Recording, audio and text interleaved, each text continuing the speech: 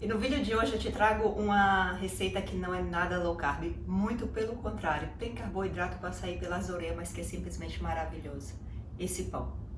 Gente, outro dia passeando pelo YouTube, eu vi, né, a receita pão mais fácil do mundo, algo assim, eu falei, curiosidade, eu falei, vou entrar, né, pra ver. Enquanto isso eu vou cortando.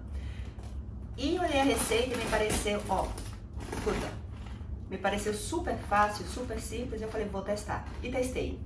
E deu certo. E agora eu tô fazendo pela segunda vez e tô gravando pra vocês. Ó, ainda tá subindo fumaça. Gente, olha esse pão. Dessa vez eu coloquei azeitona. Coisa mais linda.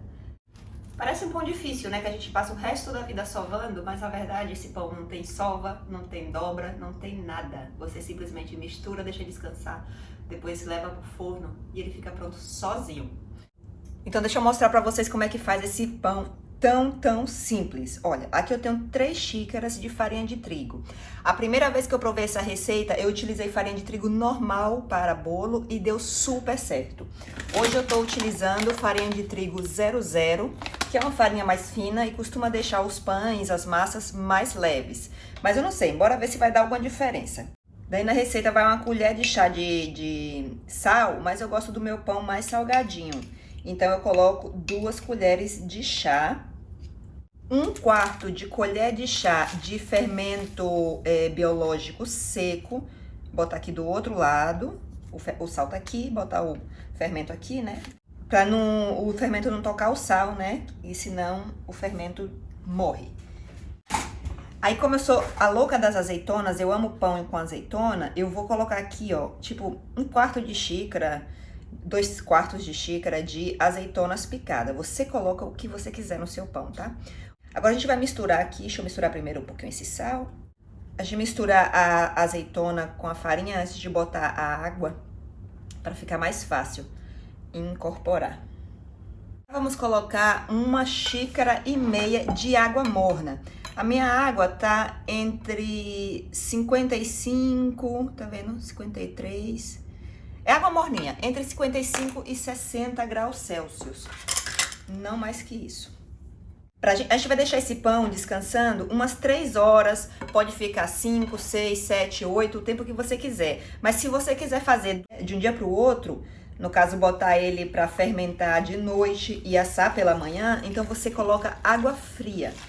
Ó, então você coloca a água e agora é só incorporar tudo isso. Esse é o maior trabalho que você vai ter. Quer dizer, pra mim, no meu caso, o maior trabalho foi cortar as azeitonas. Ó, gente.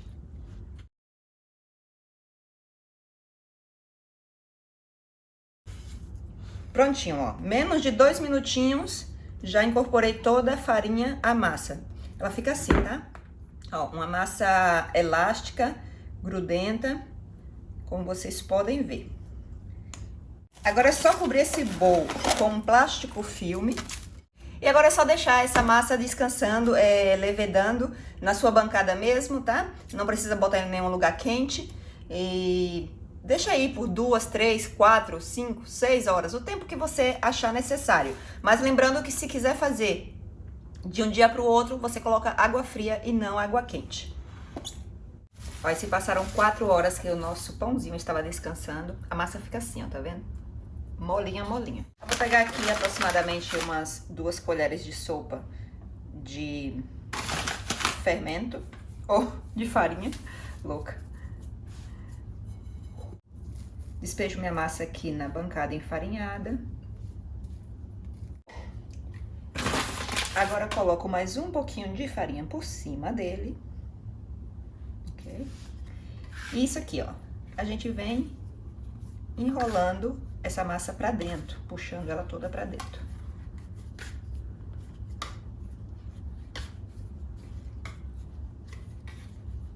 Ó, colocamos a massa quase toda pra dentro. Tá vendo que fácil? Agora eu vou colocar a massa aqui de volta num bowl. Pego aqui, coloco no bowl, coloquei o papel, porque assim já fica mais fácil depois para transferir essa massa para a panela. Agora tampamos com um pano, deixamos aqui em cima E agora chegou a hora de assar. O que é que eu vou fazer? Da outra vez que eu fiz, eu utilizei a panela grande, né? Porque tava fácil. Só que hoje eu vou utilizar o forno de uma maneira inteligente, então eu vou utilizar uma panela menor, porque assim eu posso utilizar 2 panelas dentro do meu forno, porque nessa daqui, ó, essa eu vou cobrir com papel manteiga, papel vegetal, para não sujar o fundo. Vou colocar aqui dentro 3 beterrabas para assar, porque assim o tempo que o pão vai assando, e eu vou colocar na verdade enquanto o forno começar a pré-calentar, porque assim ela tem mais tempo de cocção. Ela precisa mais tempo do que o pão. E assim, enquanto ela vai assando, o pão também vai assando, e depois eu não preciso ligar o forno só para assar as beterrabas, né? Mas voltando pro pão. Agora a gente vai levar essa panela ao forno. Eu vou levar essa também, logicamente, mas essa é que eu vou fazer o pão. Forno a 230 graus Celsius.